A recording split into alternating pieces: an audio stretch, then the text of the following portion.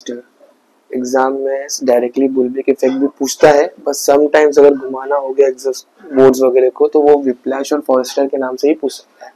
So both जितने भी तीनों हैं उनका नेम सेम है। ठीक है, बेसिकली बुल्विप इफेक्ट है क्या वो समझते हैं पहले। देखो, बुल्विप इफेक्ट मतलब क्या होता है कि रिटेलर के लेवल पर अगर थोड़ा सा भी स्मॉल डिमांड में अगर फ्लक्चुएशन आता है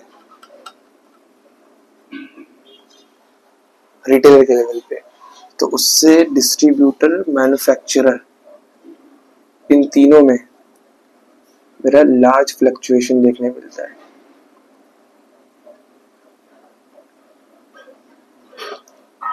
कैसे, एग्जाम्पल के तौर पे समझाते हैं।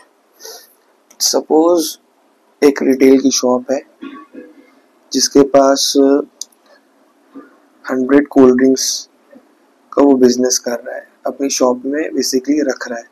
ठीक है, अब कस्टमर ने क्या किया,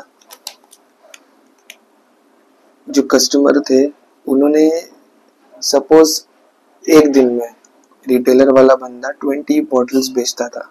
ठीक है, अब डिमांड पता नहीं क्या आ गई, ऐसा सिचुएशन क्या हो गया, 20 की जगह something around 40 to 60 bottles sold होने लग गई पर डे। तो उससे होता क्या है कि रिटेलर वाले को लगता है कि भाई कस्टमर की डिमांड बढ़ गई है उस स्पेसिफिक कोल्ड ड्रिंक के लिए। ठीक है, तो वो क्या करेगा, वो डिस्ट्रीब्यूटर से बोलेगा कि भाई देखो, आप जो मुझे 100 भेज रहे थे अब वो 100 ना भेजो, उससे ज्यादा भेजो। प्रोबेबली अराउंड बोलेगा वो मुझे 200 तक भेज दो, क्योंकि भाई कस्टमर जो है अब उनका इनटेक जो पहले 20 था अब उनका इनटेक 40 to 60 है। तो मतलब क्या है, डिमांड बढ़ गई है।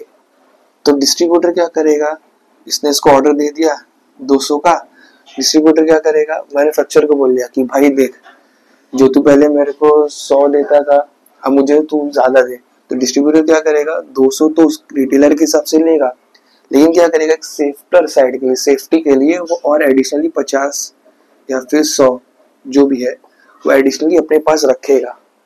क्यों, इफ इन केस इसका डिमांड फिर से बढ़ गया तो क्या करेगा वो, इसलिए उसने पहले ही बफर में और उसने 50 से 100 एडिशनली मंगा लिया उसने। ठीक है, सेम केस मैन्युफैक्चरर क्या करेगा, हमारा रॉ मटेरियल जहां से हमारा जो बन रहा है तो उसमें वो क्या करेगा, प्लस एडिशनली वापस से वो 50 to 100 ले लेगा। बेसिकली वही टोट, अब मैथमेटिकली इतना नहीं देखना, लेकिन बेसिकली ये होता है कि यहाँ पे जो रिक्वायरमेंट है हमें, वो रिक्वायरमेंट के हिसाब से उसने वहां पे ऊपर उसने उसको पूछा, उसने क्या किया, अपने बफर के लिए एडिशनली कुछ मंगा लिया। सिमिलरली डिस्ट्रीब्यूटर ने मैन्युफैक्चरर को जब कहा तो मैन्युफैक्चरर ने रॉ मटेरियल वाले को कहा कि मुझे भी चाहिए थोड़ा सा 50 to 100 बॉटल्स एडिशनल चाहिए, क्योंकि भाई नीचे जो रिटेलर के पास है उसके पास डिमांड बढ़ रही है। तो बेसिकली इसका डेफिनेशन प्रॉपर्ली अगर बोले हम तो ये होगा कि small fluctuation demand at retail level can produce large fluctuation at distributor, at manufacturer, at raw material. इसको बोलते हैं हम बुल्विप इफेक्ट। ठीक है, अब इससे हमारा इम्पैक्ट क्या होता है सप्लाई चेन मैनेजमेंट में, ये समझना है। इम्पैक्ट क्या होता है, excess inventory will give loss and result in waste. अब अगर ज्यादा रख दिया मैंने, एडिशनल मैंने बहुत सारा ही मंगा दिया, तो उससे क्या हो सकता है, मेरा लॉस हो जाएगा और फिर जो रिजल्ट क्या फिर वो मेरा वेस्ट हो जाएगा। अब वो इसका एग्जांपल भी ऐसे ले सकते, भाई चाहिए थी 200 की रिक्वायरमेंट, अब इन्वेंट्री में भाई ने 500 भर लिया तो ये वेस्ट हो गया ना, 300 मेरा वेस्ट हो गया। जब मेरे को रिक्वायरमेंट नहीं तो मैं इतना एडिशनली भरूं क्यों। तो ये चीज का मेजर फैक्टर हमें ध्यान देना पड़ता है कि हमें एक्सेस इन्वेंट्री को नहीं भरना है। उसके बाद क्या है, इनसफिशिएंट इन्वेंट्री, मतलब क्या, अगर 200 की रिक्वायरमेंट थी मैंने 150 ही भरा अपना इन्वेंट्री तो मेरा लॉस है। उस लॉस से क्या होगा, कस्टमर का जो एक्सपीरियंस है वो पुअर हो जाएगा, वो बोलेगा यहाँ पे तो हमारे पास सही नहीं, हमें दूसरा ढूंढना पड़ेगा।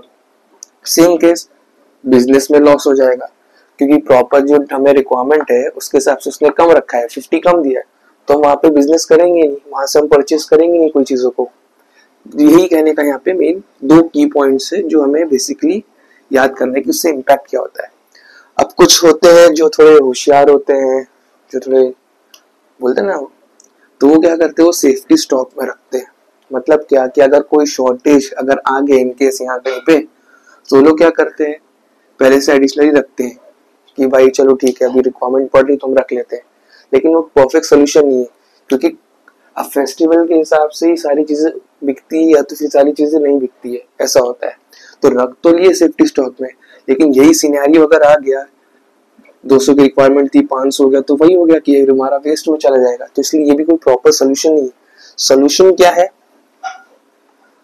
सोल्यूशन ये है कि पहला कि सप्लाई चेन कम्युनिकेशन कोऑर्डिनेशन होना चाहिए। मतलब क्या, इन सबको रिटेल, डिस्ट्रीब्यूटर, मैन्युफैक्चरर, प्रमोटर को आपस में एक मीटिंग बैठाना है, उन्हें डिसाइड करना है कि आने वाले कोई फेस्टिवल हो गया या कोई ओकेजन हो गया, कुछ भी हो गया, तो मार्केट में कस्टमर को क्या चीज की रिक्वायरमेंट पड़ेगी, उस चीज पे फोकस किया जाता है।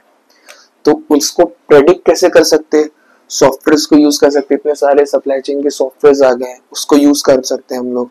या जो भी हमें डेटा चाहिए या हम प्रेडिक्ट कर सके, जैसे इन केस आने वाले 5 साल 10 साल या मंथ्स या डेज में क्या मेरी रिक्वायरमेंट आ सकती है, क्या नहीं आ सकती है, जो हमने इन्वेंट्रीज में रखा है वो यूजफुल है कि नहीं है या वेस्ट है, वो सारी चीजें डिसाइड करना होता है, हमें कोऑर्डिनेट करना होता है आपस में।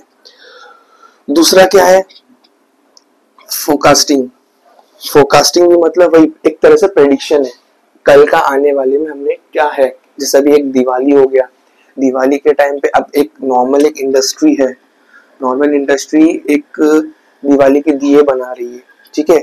अब दिवाली आ गई तो उसको पता है कि भाई दिवाली के टाइम पे दिए बिकने वाले हैं, तो वो क्या करेगा, जहाँ पे 100 दिए को मैन्युफैक्चरिंग कर रहा था वो एट ए टाइम, अब वो करेगा कुछ 500 या 600। क्यों? दिवाली का फेस्टिवल है, वहां पे हमारे दियास जो है वो ज्यादा बिकने वाले हैं। इसके लिए फोरकास्टिंग करना बहुत जरूरी है, हमें प्रेडिक्ट करना है। और उसको हम कैसे प्रेडिक्ट कर सकते हैं? भाई आज के टाइम पे टेक्नोलॉजी इतनी एडवांस हो गई है, एआई को यूज कर सकते हैं, आर्टिफिशियल इंटेलिजेंस, नहीं तो आईओटी को यूज कर सकते हैं, इंटरनेट ऑफ थिंग्स। तो बहुत सारे सोल्यूशन है हमारे पास, लेकिन थोड़ा सा ये है कि हमें थोड़ा वर्क करना पड़ता है उस चीजों पे। अगर हम उस पर वर्क करेंगे तो हमारे जो ये पूरा इफेक्ट है ये प्रॉपरली मेंटेन हो जाएगा। ठीक है, होप समझ में आया होगा।